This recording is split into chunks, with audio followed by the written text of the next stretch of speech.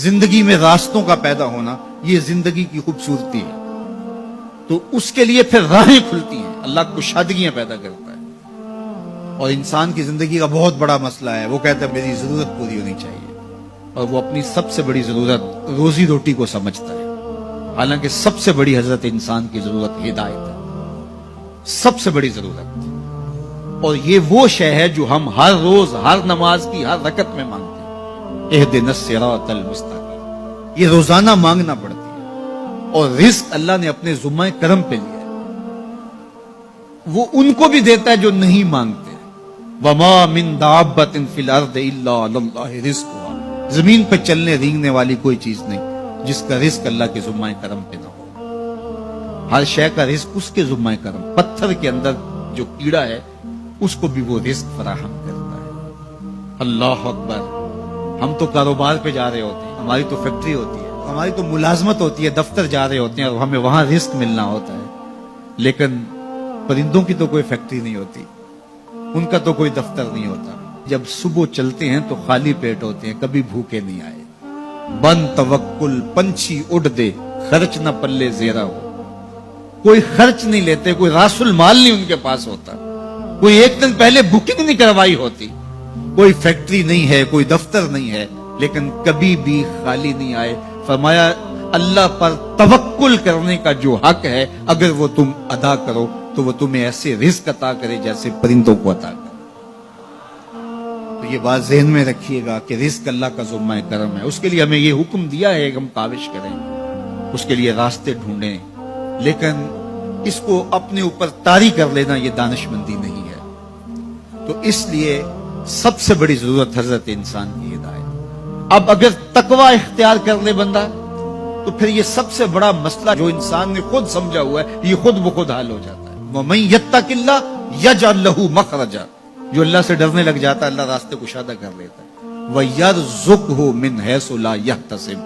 اللہ اس کو وہاں سے رزق دیتا ہے جہاں اسے گمان بھی نہیں ہوتا. یہ تقوی کا عملی نتیجہ ہے. اور یہ وعدہ میرا نہیں ہے، یہ وعدہ میرے رب کا ہے، اور اللہ کے وعدے سچے ہیں. یہ کسی مفکر نے، یہ کسی معاشیات کے ماہر نے نہیں بتایا کہ تم یہ کرو گے تو یہ نتیجہ ہوگا.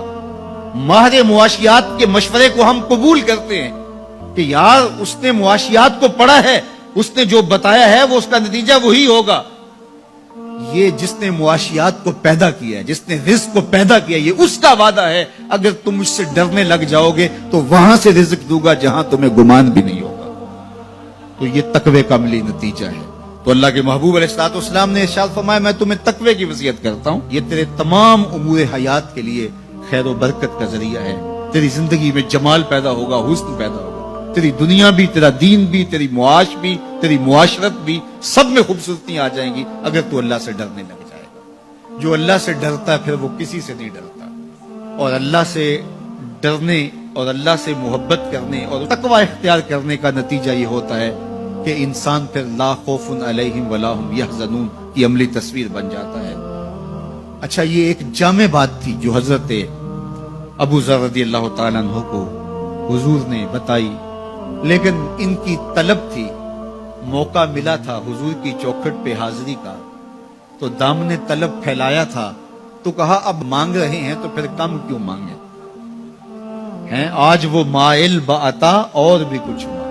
تو آج پھر جھولی پھیلا لی اور کہا زدنی یا رسول اللہ صلی اللہ علیہ وسلم. حضور یہ تو عطا کیا لیکن مجھے کچھ اور بھی ارشاد کیجیے، میری جھولی میں کچھ اور بھی ڈال دیجیے. تو آقا کریم علیہ الصلوۃ والسلام نے ارشاد فرمایا علیک بتلاوت القرآن و ذکر اللہ. میں تمہیں دو چیزیں بتاتا ہوں. ایک تو قرآن مجید کی تلاوت کو معمول زندگی بنا لو، اور دوسرا اللہ کا ذکر یہ اپنی زندگی میں اتار. جب تم قرآن مجید کی تلاوت اور ذکر الہی شعار حیات بنا لو گے تو آسمان میں تیری باتیں ہوا کریں گے اور زمین میں تیرے لیے روشنیاں پھیل جائیں گی. یہ تیرے لیے زمین میں نورانیت کا سبب ہوگا اور آسمان میں تیرا ذکر پھیل جائے گا. قرآن مجید کی تلاوت